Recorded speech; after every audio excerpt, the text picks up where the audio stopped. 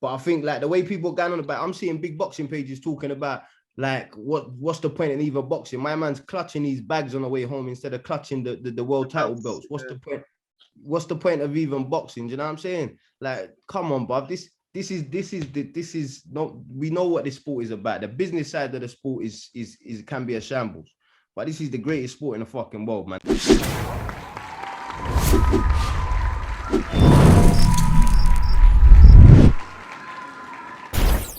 Yo guys, it's your boy the Purist. I'm here with Mickey and Jordan again, and we're here to talk boxing. All right, big topic of the week. Josh Taylor defended his unified, undisputed light welterweight title against Jack Catteral. He won in a split decision, like we all predicted him to win. What are you guys' thoughts on the fight?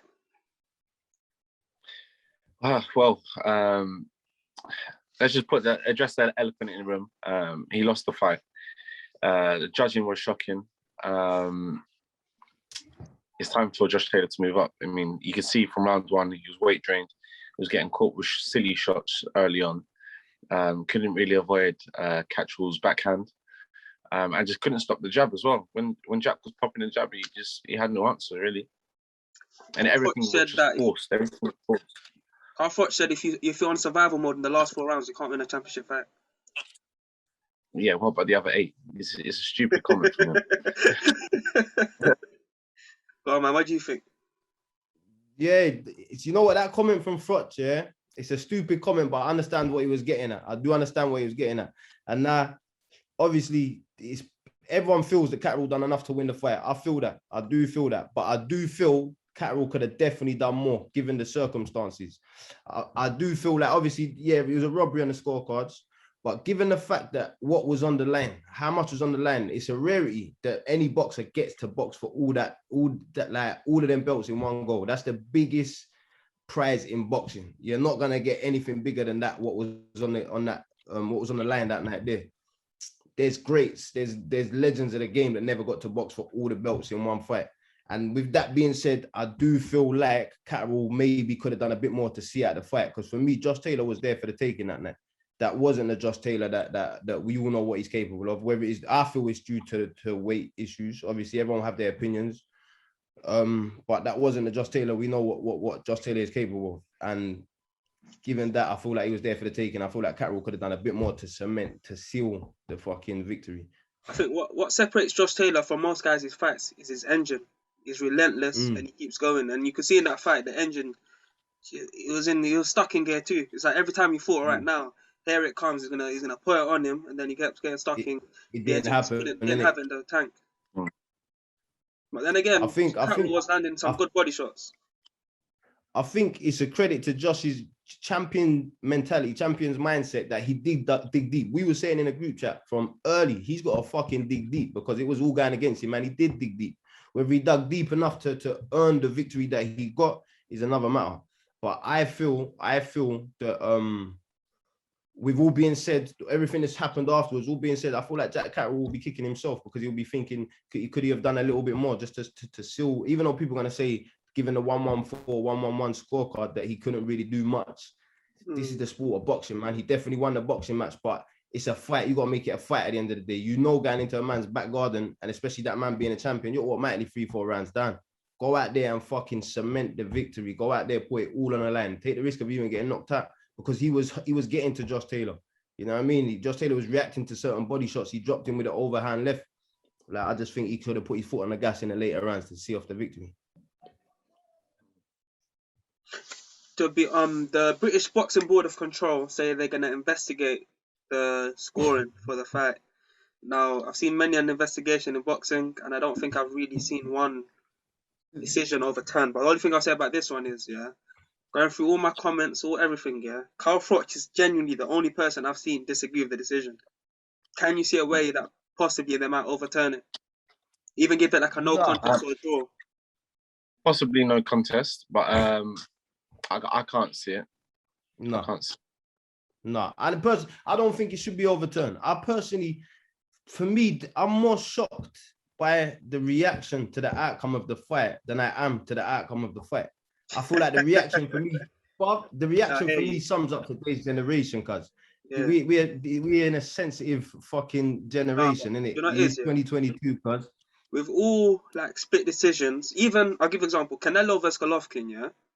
There's no way in hell Canelo won the first fight, yeah?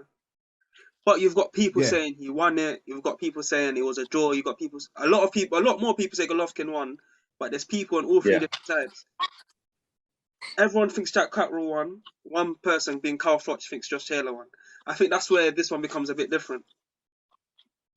I hear that. But I think like the way people are going on about, I'm seeing big boxing pages talking about like what's the point in even boxing? My man's clutching these bags on the way home instead of clutching the world title belts. What's the point? What's the point of even boxing? Do you know what I'm saying? Like, come on, bruv. This is not. We know what this sport is about. The business side of the sport is can be a shambles, but this is the greatest sport in the fucking world, man. The guy went out there. His name has gone up. You know what I'm saying? His worth has gone up. Jack Catteral is only going to benefit from this. Obviously, he's going to be gutted because he come that close to having all 4 belts.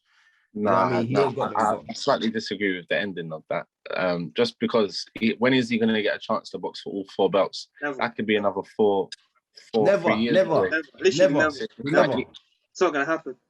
Unless every board makes it mandatory for every belt. Yeah, it's not going to happen. Never going to happen. It's not going to happen. Yeah, so it's that was his chance. And that would have turned his family's life around. Like, honestly, I'm gutted for the kid because but at the same time, he come out afterwards talking about it was a lovely speech he done afterwards about I do this for my family, I've done this for my team, my country. But this is boxing. We don't give out belts for heartfelt messages and heartfelt stories. You give out belts for winning the fight, Mike. He won the fight, bro. For winning, but it's a fight. He went in there with a great game plan. He tried to nick the belts. He didn't work out for him. Mike. No. Hold on. Mike, that was you in the corner, yeah? And it was Jordan who put that performance and they robbed him. I promise you'd fight someone. Someone. I hear that. All I'm saying, this is the fight game, man. I just feel Josh Taylor was there for the taking, man. He wasn't himself. He looked faded. I hear what you're saying. He was hurting him with the overhand lifts. But that don't mean the guy don't be undisputed. In terms of what you said about nicking the fight, yeah. For me, and in terms of Catterall's game plan, he went there, was landing cleaner shots, was shoulder rolling shots, making Jack Taylor miss. To me, although he didn't stop the guy, he won every round convincingly. There's some fights you can go, you say, our man is hitting and holding the whole time. To me, he didn't nick the fight. He's literally went out there, pretty much schooled him, actually. He gave him a bit of a boxing lesson. Whether it's down to weight issues or not, I think it was down to weight issues. But he won the fight. So I think you might get a bit of hate in the comments for saying he nicked it. But fuck the comments, guys. Fuck the hate. Like I said, we're in a sensitive motherfucking generation. All I'm saying is what's done is done. Time to keep it moving now. Jack, everyone's the way people are ranting and raving like it's the biggest fucking upset in boxing. It was a massive upset. I feel for the guy. He gone there and done physically what he was capable of doing. Given the fact he's been at the ring, I believe I read somewhere 16 months or saying he ain't had a boxing match. So it's going to be hard to do what I'm saying maybe he could have done, which was see at the end of the fight a lot more convincingly. Obviously, this is boxing, the hardest sport in the world, no doubt about it. But what's done is done, and I feel like the way people are carrying on is making it out to be worse than what it was. You know what I mean? The guy, what Josh Taylor's done in the sport of boxing, he's gone around the world fighting top pound for pound fighters. You know what I mean? Everything going into that fight give him a big head start in that fight before the fight even started. Not saying that that's correct or that's just, it shouldn't be, but that is the sport of boxing, isn't it? That's the way the politics of boxing work. So what do we do about Ian John Lewis, isn't it? Yeah. He's a great ref, but Great he's referee. the worst judge in British boxing. Like every time you see him there, you know he's giving 9 rounds to the whole fighter. What do we do about that? Boy, this is what's Jordan saying? Jordan's the pro boxer here. Mike needs to review his license. It's not.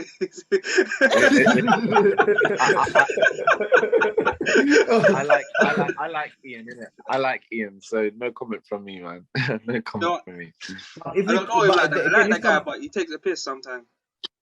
But this is we're talking about the politics of boxing. It's the whole business of boxing is a shambles. Let's be real. There's so many parts and aspects of the sport of boxing that need cleaning up.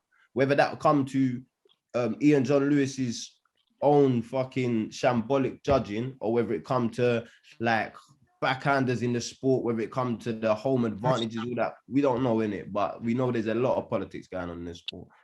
That comes with boxing, innit? Right. We ain't got much time this week, so moving on, we go to our favourite topic every time it comes round. Lawrence Okolie defends his WBO cruiserweight title against Mr. Sislak. He dropped him in, I think, the 4th or 5th round. Okolie done what Okolie does best. Jab, throws in a right hand, falls in, has a little cuddle. This time, Sislak was actually hitting while in the break. You can see Okolie was a bit flustered, getting hit behind the head. You can see he don't really know what he's doing on the inside. He's getting better at it, but he doesn't really know what he's doing. But based on that performance, how do you think he would do against someone who was well scored in the game? Let's say it like that. So I was at that fight. The fucking Polish, oh my gosh, mate, what an atmosphere. Mate, they was there ready to rumble, supporting their boy. And you know what? I think the pressure and that's the first time I've ever seen Okolie box live, and he was nervous. Everything was very jittery. So they're hitting and holding. He was panicking, very wary of what was coming back.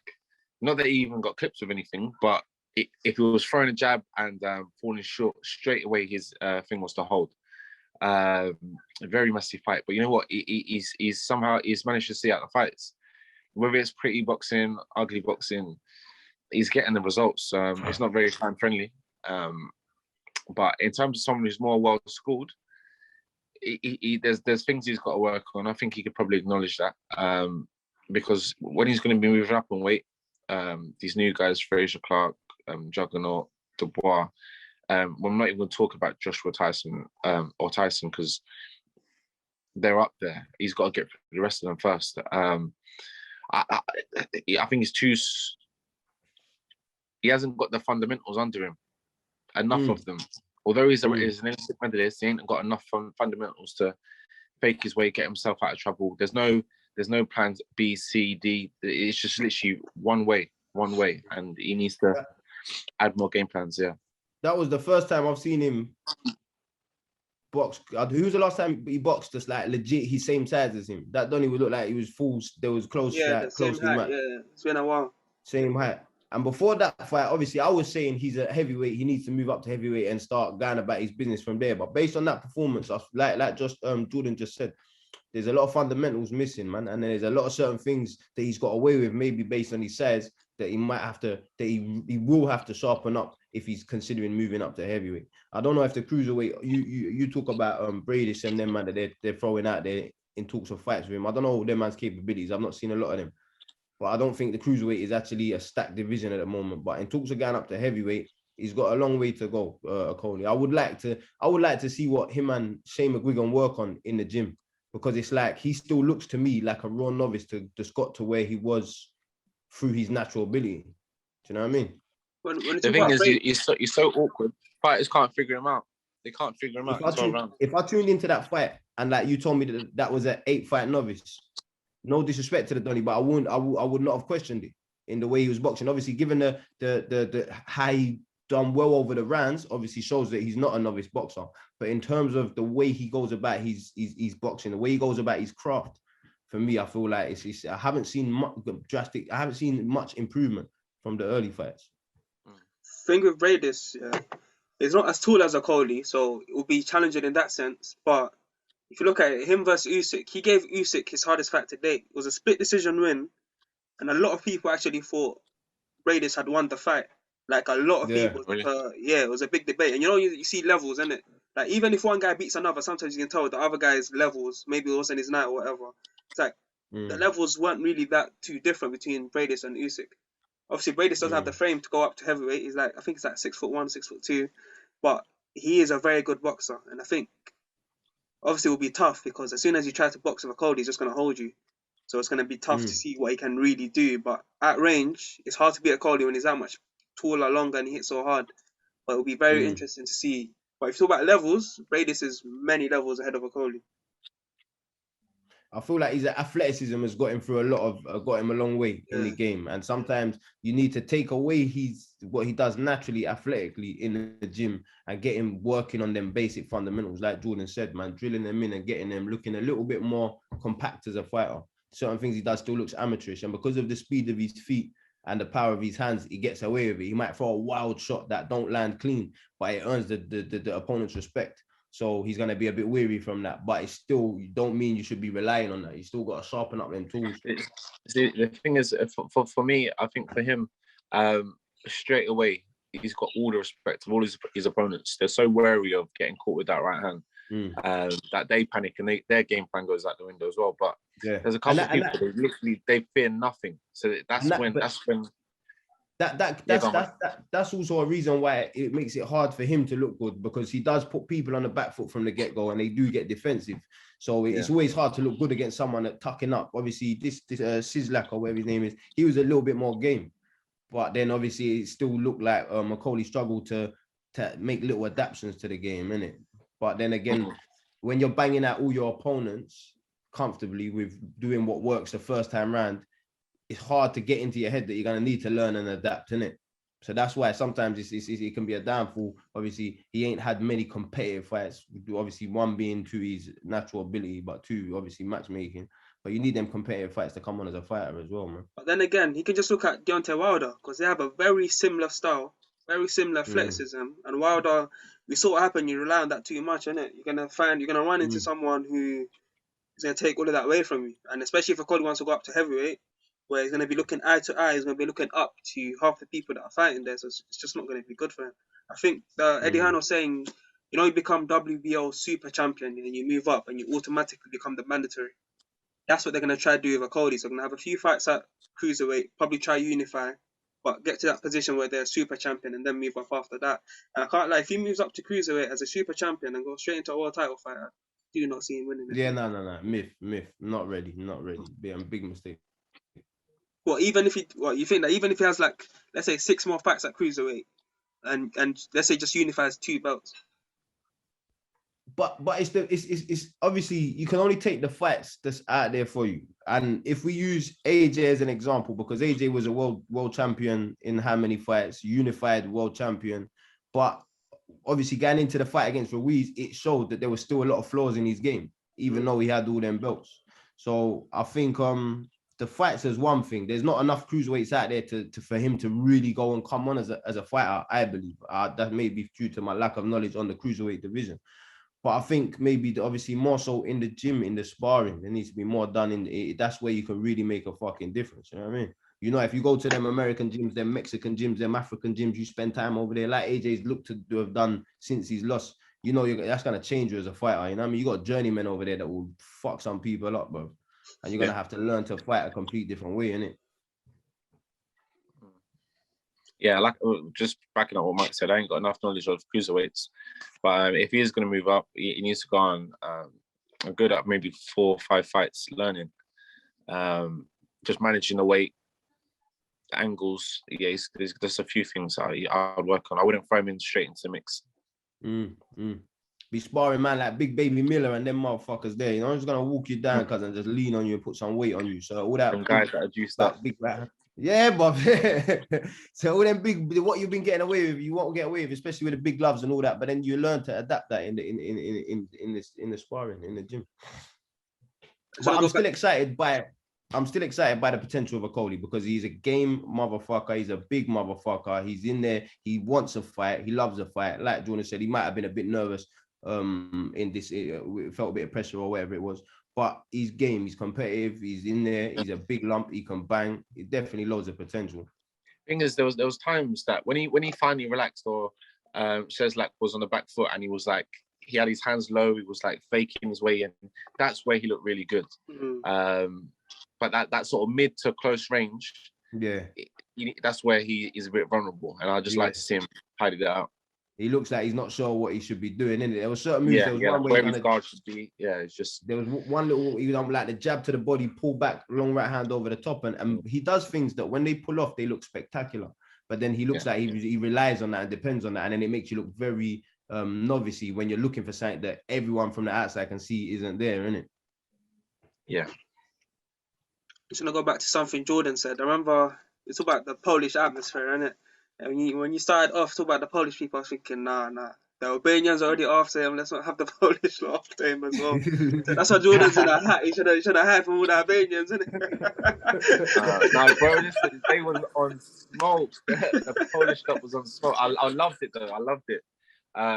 Yeah, no, they come out to back their boy. Like at least half the arena, if not more, was Polish. It sounded mad, and that's what you want to see, and that's why it was nice to see that even after the Donny Sislak got knocked down, knowing he had that support there, you knew he wasn't just a body to turn up to get put out, innit? Knowing them people was there, that's what made the fight even more intriguing again. Even though people are saying it's a boring fight, it's a Coley, you know what you're gonna get. It was nice to see a Donny that was there to stand up, same size, same fucking build as him, bought a following, and obviously was there he was in there for a scrap as well.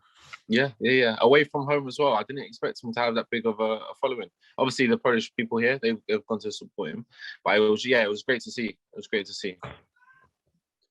All right, boys, gonna have to wrap this one up short. Everyone's, I can see Jordan's ready to leave. I need to get ready to leave. Mike's ready to leave. So, any closing thoughts? Are we quickly doing Jordan?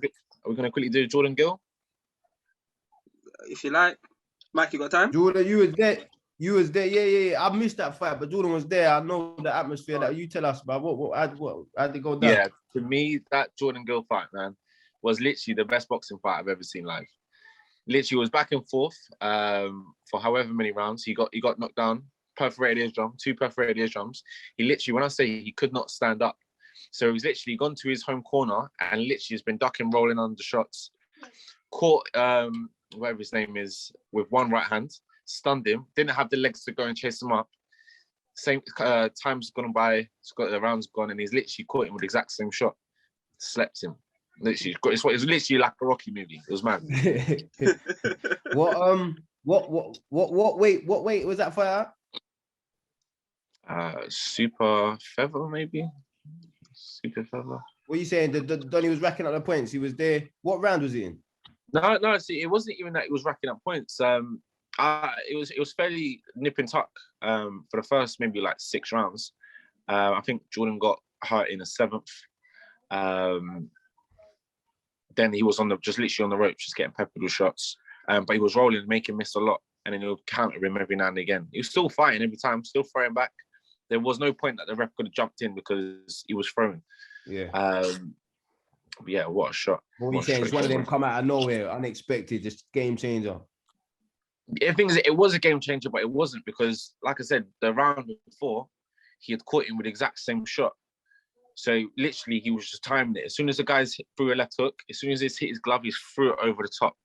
It was perfect timing. Is that the same guy?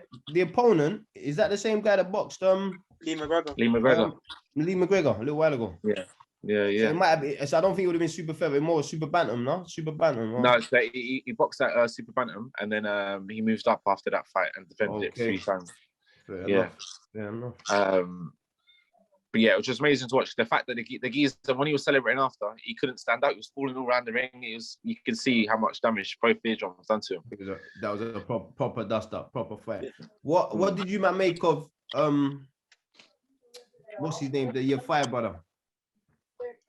Yeah, no, it was good. I mean, clearly levels above his opponent. I think he rushed his work a lot. I think he admitted that. I'm too eager to impress. He's going to be in some good fights, and they're going to fast track him as soon as possible. What are you saying, AB? I don't watch undercards like that, bro. What was it? A 10 rounder? Yeah, 10 rounder. Yeah, went 6. So it was his debut in a 10 rounder for a WBC something or another, innit? International, yeah. Them man, fair play to the Donny taking a 10 rounder, but see all them WBC international, but they need to scrap that, man. You're fooling the public and you're giving these fighters full sense of securities, you know what I mean? The guy in his debut, I see listen, the talent was undeniable, but I see some raw novice shit that Donny was doing. Like he got warned he got warned a few times for pushing the man. Yeah. He was Pushing. doing that literally every round. And the ref let him get away with it for a lot of time. And that's some raw novice shit. That's why don't be fooled. And all these young fighters and all that, don't be fooled by the importance of these up and coming fights. Don't just think, oh, a 10-round fucking WBC international title belt is where you want to be at. That don't mean, because he's got that, it don't mean he's ahead of the next man that's had 4 4-rounders and 2 6-rounders. Because trust me, when you do that on these small shows against these rough, rugged journeymen, you learn a lot more, man. You learn a lot more. That pushing shit, and the ref shouldn't have let him get away with he shouldn't even have been doing that, given the way that they're talking about he'll be fighting for world titles and whatnot. And Bellew, the shit Tony Bellew was talking about afterwards, man. I can't listen to these man on the DAZN. These man just hype each other up in it. They hype up the home shows. Man was saying he's guaranteed unified world champion, guaranteed all these weight divisions. They man need to come out. He's in the same weight class as Edwards, right, Sonny? I think so. I know they were talking about they spar a lot. They was talking about they do a lot of sparring. We don't talk about they're going to try and fast track that. You don't talk about the ops. Don't give him no airtime. But man, like Sonny's the guy, cuz Sonny Edwards.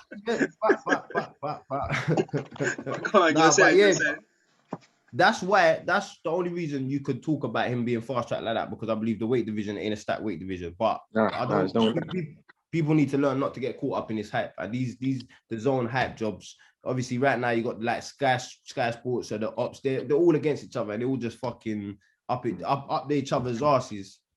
Yeah, I mean, exactly what you said about the international belt. I mean, that guy was a glorified journeyman. He had 10 wins and nine losses with maybe like 6 KOs. Like, so it's a 50-50 record. And he's fighting for the international belt. It's a way to look good, but yeah, it is what it is, man. That's the business side of the sport that, for me personally, I don't like to see, man.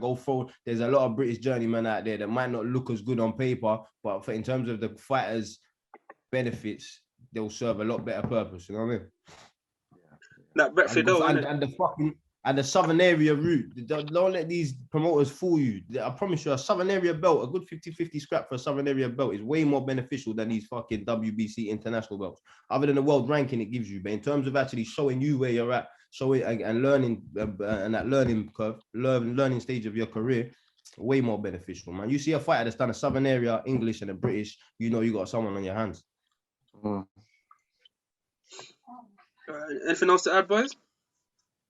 No. Any news in your own life? Anything else? Shit, man's getting deep.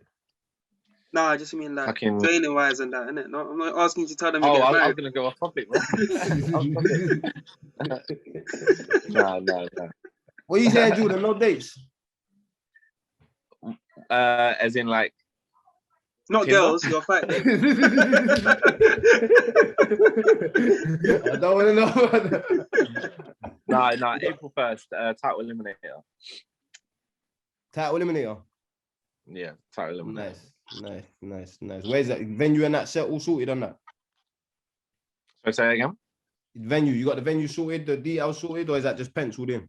Yeah, no, it's gonna be at York Hall, April 1st. Opponent to be confirmed. Previous one it's not gonna happen. But yeah, 100% April 1st, York Hall. Sick man. What weight still? Welterweight, yeah. Yeah, serious problem at welterweight, man. Serious problem. Come on, bro. All right, guys. Make sure you like, comment, and subscribe. Yeah, make sure you give us comments. Give them a word to write in the comments to say they've stayed all the way through. Pressure. All right, pressure. Just put pressure down in the comments, yeah? If you stayed all the way through to the end, just put pressure down in the comments, yeah? Pressure or Tinder for Jordan, innit? All right, make sure you like, comment, and subscribe. See you guys next time.